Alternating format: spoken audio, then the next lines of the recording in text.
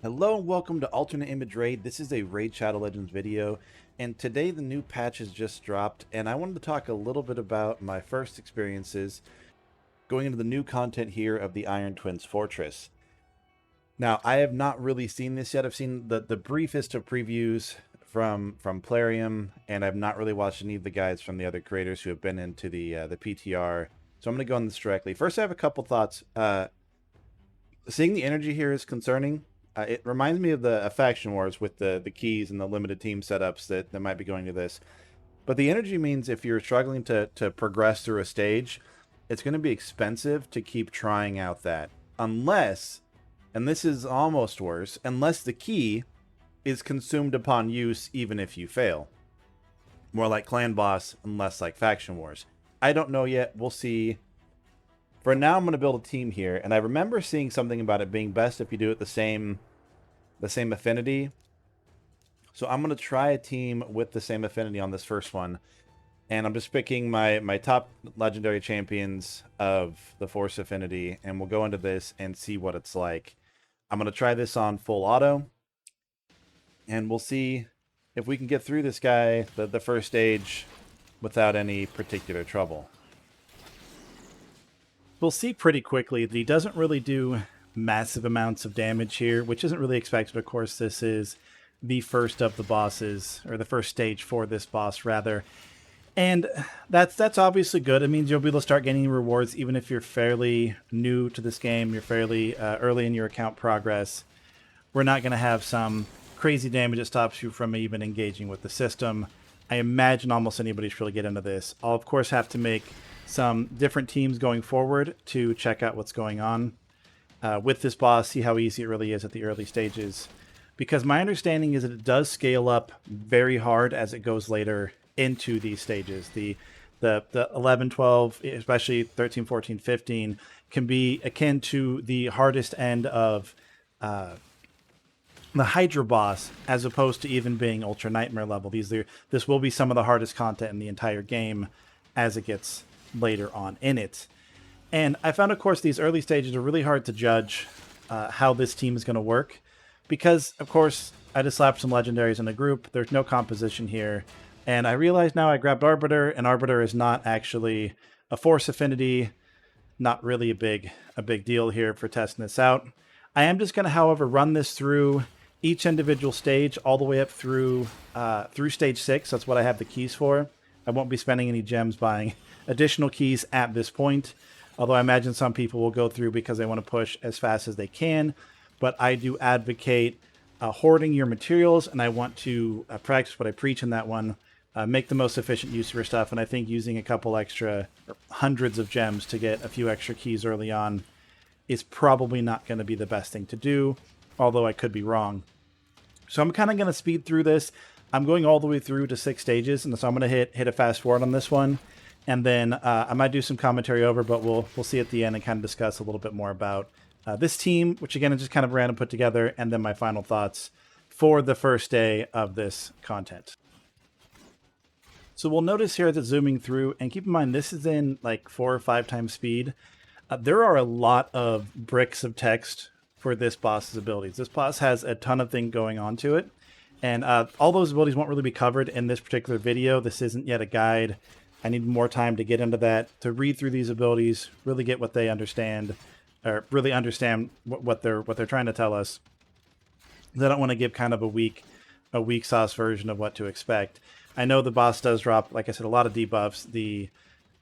There's a couple mechanics that are based on the stats of your team. There's a couple mechanics that scale based on the composition you bring, which is if you bring the matching affinity to the boss, in this case Force. And like I covered, I misclicked on that Arbiter and got a non-Force affinity. So the boss does have one ability that does scale up more than the rest. We will see that each of these stages is taking me a little bit longer. And the boss is hitting a bit harder, but nothing that is terribly problematic yet, particularly having a team that doesn't have a ton going to it as far as its optimization. It does, of course, have that ultimate Death Knight, which is probably coming clutch just to make sure everything gets a little bit of healing, gets a little bit of shielding.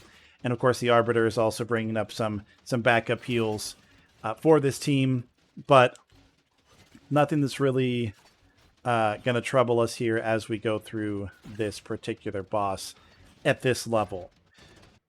Now here I'm going to skip to all the way to stage 6. For time I'm cutting out stage 5. Nothing really happens, kind of more progression of the same.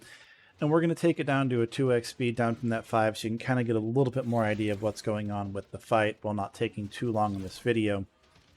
We'll see here that the boss, even at stage 6, starts to kind of hurt. The damage is much more significant here, and you'll see that we're at almost a minute only having taken out, maybe 20% of the boss's health. The boss tends to spread a little bit more of these iron brands. I'm guessing the percentage either goes up, or because of the increased accuracy that the boss has, you're just able to land more of them. As we see, we are now a minute and a half. We are a third of the way down on this boss, and it's just hitting harder and harder. Our team isn't necessarily healing to full between each of the rounds anymore. We'll see that that we're just, I wouldn't say struggling is really appropriate to say yet, but like we're feeling it. We'll notice that we actually had to benefit from the heal of Arbiter because our champions were getting under 50% HP. And that is scary to think of how much damage that this boss can be doing once you get to higher stages. Of course, again, this team is not wildly optimized by any stretch. It's not built for this. It's not built for itself. But man, we just lost somebody and a high HP champion on stage 6. And that is actually pretty wild to think that we can be losing champs at this level of the game. We lost another one. We lost another tanky champ at this point. Now we're going to survive. Arbiter's going to bring him back up and heal him, and it's not going to end the run, but this is significant. So those debuffs on them, you get an idea of how potent those are. We basically kind of reset the debuffs via death because they can't be purged off. They are protected debuffs, and we can't take them off of our team. Which obviously dying to reset debuff stacks is not necessarily the best strategy, but we'll find that we are going to make it here despite the boss continuing to purge off the debuffs we have on him. Our team does have enough sustain, enough revive, and enough healing to keep us in the match. So for a couple of my last thoughts about this, I do think the teams are going to end up being 4 of the main affinity and 1 of the off affinity, despite the fact that it doesn't necessarily matter. And I will show here in the background the stats of these champions, even though they don't necessarily matter, but I'm not going to go over to them in too much detail while we skip through this tutorial that it's forced me to go through right now, so I haven't been there yet. I think that this could be some interesting content. I'm really looking for the idea of building something relative to affinity as opposed to faction or something like that. It's a different strategy than we've tried previously. It will offer us some new team building, which is really where this game shines, is in that team building element of it. So I do like that. I have some other thoughts regarding the actual rewards we get from this, which there'll be another video in which I discuss that aspect. I am less happy about. But for this new boss with a new strategy, and it doesn't seem as random and angry and as aggressive as the Hydra buff strips, cleanse, fear combination of terror. So it's, I don't know, I think it could be good stuff. We'll see in the background here, I've been showing the stats for these champions, and none of them are built anything crazy. Pretty much everybody has War Master for their masteries, if they have their masteries at all, except for Yoshi here, who was going to be kind of a Doom Tower champ that I didn't quite finish out the build that I was going for on him. And I don't know, this seems fun. Again, this really early impressions. Until we get to the final stage and until you get to the stuff that you're progressing on, it's going to be pretty hard to tell how fun this really is. Is it going to become kind of tedious and toxic, or is it going to be just good times all around, team building strategy, fun stuff like that? So this has been an alternate image raid video. This, again, for Raid Shadow Legends, for this new Iron Twins boss. If you liked the video, feel free to drop a like. Comments are always appreciated. Let me know what was good and bad about this. I know this one got kind of a little bit ranty, a little bit rambling without being so focused. So If you did dislike this video, then smash that dislike button, as it's still engagements for the channel. And as always, have a great day.